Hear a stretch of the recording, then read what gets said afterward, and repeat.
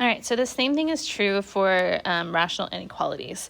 So the inequality f of x is greater than 0 is true when f of x is positive. And when it's less than 0, it's true when f of x is negative. So we're literally doing the exact same thing as we did for the polynomial inequalities. So name all the intervals for which f of x is greater than 0. So we're not including the x-axis. So I've got two spots. I've got this one. Oops, that's huge. Let's go a little smaller. Let's do that one. So we've got two spots. There's that one. Actually, three spots. And then there's this one. And then there's that one. So this one, because it's rational, this one's always going to be above the x-axis. It's always going to be positive. So it's going to be from negative infinity to, let's see, 1, 2, 3, I think. Negative 3. And then from this point right here, so that's negative 1, to this asymptote right here, which is at 2. And then right here, which says 1, 2, 3, 4. Then after that, it's always going to be above, so 4 to infinity. And then it's negative in these two spots. So that looks like this one is coming from the vertical asymptote right here, which is the one at negative 3, I think. And it's there until negative 1. And then from this vertical asymptote, which is 2, to that x-intercept, so 1, 2, 3, 4. Now, a couple things I want you to notice. The two things that I used were the x-intercepts and the vertical asymptotes. So notice that it switches signs at its zeros and its vertical asymptotes. Those are the two things we look for. Okay, so we find all the zeros, numerator and denominator, so x-intercepts and vertical asymptotes. Number line, asymptotes always get open because they are never included. Test your zones, substitute, use interval notation. So literally the exact same thing.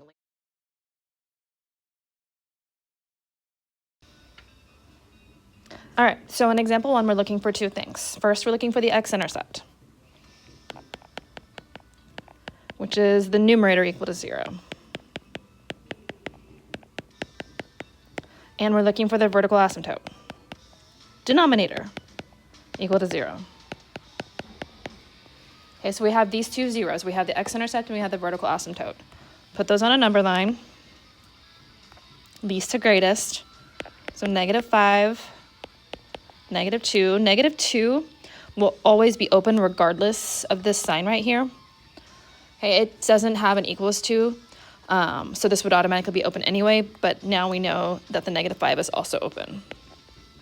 And this is your VA, this is your x-intercept. Okay, now, test the zones. I need a number less than negative 5. So let's try negative 6. And we're plugging it in here. So negative 6 plus 5 would be negative. Negative 6 plus 2 would also be negative.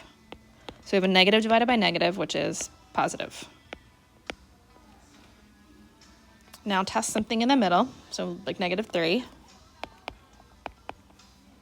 So we've got negative 3 plus 5, which is positive. Then we have negative 3 plus 2, which is negative. So negative. We have a negative zone right there. And then we need a number over to the right of negative 2. So 0 something. I'm going to do 0. So let's see. 0 plus 5, positive. 0 plus 2, also positive. So positive divided by positive is positive. So I've got two zones that work. Less than negative 5, so we have negative infinity to negative 5. We have greater than negative 2.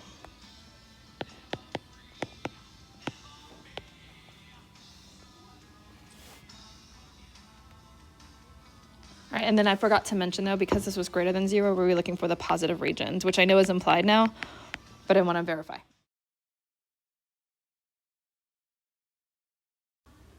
On example 2, I'm going to factor that denominator real quick because it's going to give me 2 x-intercepts.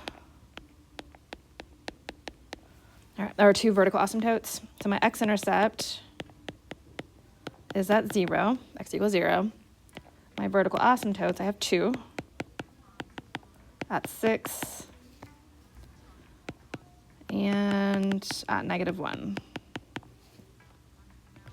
So we'll draw our number line. Least to greatest. So -1, 0, and 6. All right, vertical asymptotes, the -1 and the 6 will automatically be open because they're VAs.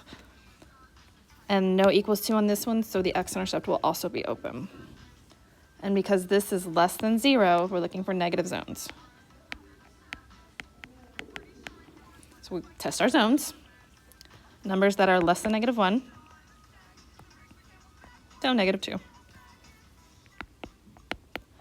And I'm going to plug it into the factored, geez. So -2 in the numerator is automatically negative. Then I've got -2 in the denominator. So I've got -2 minus 6, which is negative. I have -2 plus 1, which is also negative. So here we have 3 negatives. I have a negative divided by 2 negatives, so it's going to stay negative. Odd numbers of negatives.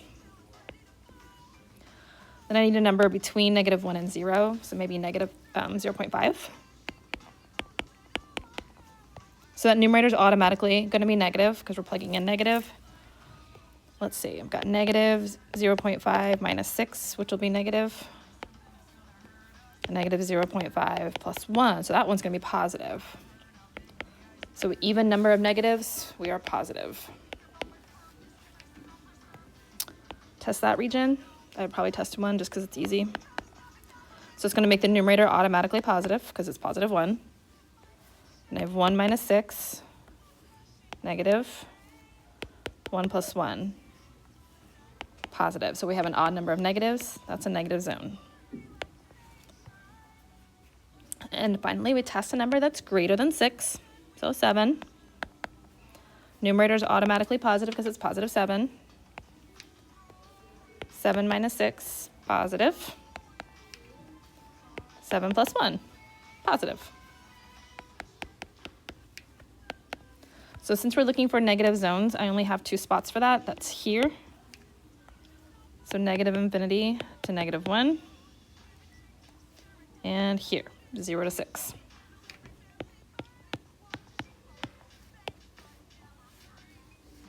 I don't know where my square went away.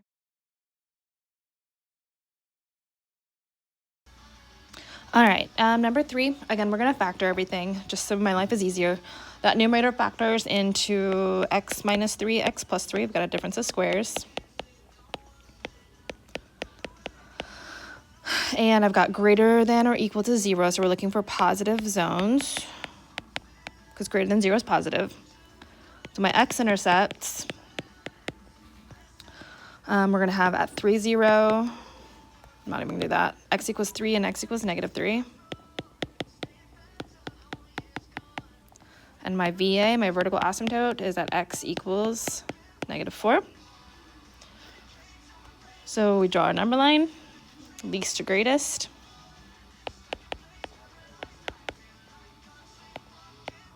Vertical asymptote, it's automatically open. It's always excluded. Our inequality, however, does have an equals to, so the 2 x-intercepts will be closed. And then we test the zones. Okay, I'm going to make this just a little longer because it bothers me. So a number that's less than -4, so -5. And then I'm going to plug it into the factored one, and I'm looking for positive zones. Okay, so -5. We have -5 minus 3, so negative. -5 plus 3, still negative. And -5 plus 4, also negative. So we have a negative zone here. in between -4 and -3, so -3.5. Let's see, -3.5 minus 3, negative. -3.5 plus 3, still negative. I don't know why I had to think about that one for a minute. Then we have -3.5 plus 4, which is going to be positive. Let's actually write the positive. So that's going to be a positive zone. In between, so 0. 0 minus 3. 0 plus 3. Going down to the denominator, 0 plus 4, so positives. So odd number of negatives, so that's going to stay negative. And then finally a number over here, so 4.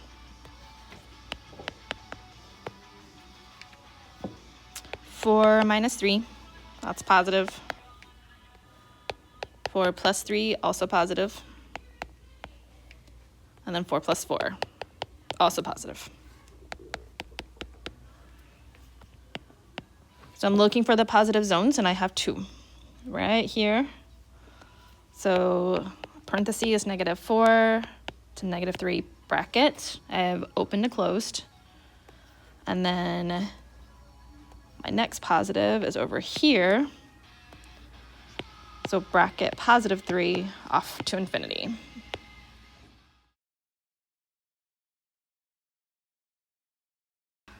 All right, into example 4. I'm going to break this one up into 2 videos. I honestly don't think you're going to need both videos.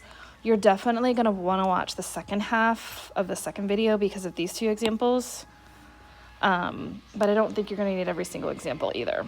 But definitely watch it when I do these 2. All right, so on number 4 here, factor that denominator. So factors of 21 that add to be 10 are 7 and 3. And I have a less than or equal to, so I'm looking for negatives. And let's see, x-intercept is x equals 6. Vertical asymptote, so we have 2. Put it on your number line. Least to greatest. I mean, and clearly I care about spacing, but because it doesn't really matter. We're looking for just regions, okay? Now your vertical asymptotes will automatically get open dots, and your x-intercept will get a closed dot. And why is it closed? Because that has an equals to. All right, test your zones. So less than -7. So -8. So I've got -8 minus 6, which is going to stay negative. We've got -8 plus 7 from here, which is going to be negative as well. And then we have -8 plus 3 from there, which is also negative. So that's going to be a negative. Test in between. So -4. -4 minus 6, negative. -4 plus 7, that's positive. And then we have -4 plus 3, which is negative. So that's going to be positive. And then here in the middle, 0 is what I'm going to test in that zone, but it doesn't matter as long as it's in the middle. Got 0 minus 6. 0 plus 7. And 0 plus 3.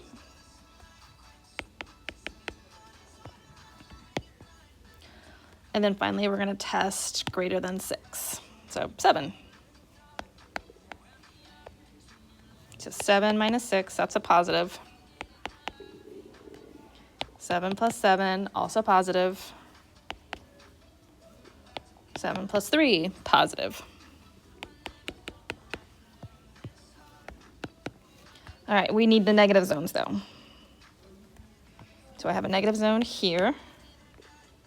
That's negative infinity, to -7. Now, -7 is a vertical asymptote, so regardless, it's going to get a parentheses. And then you have another negative zone here.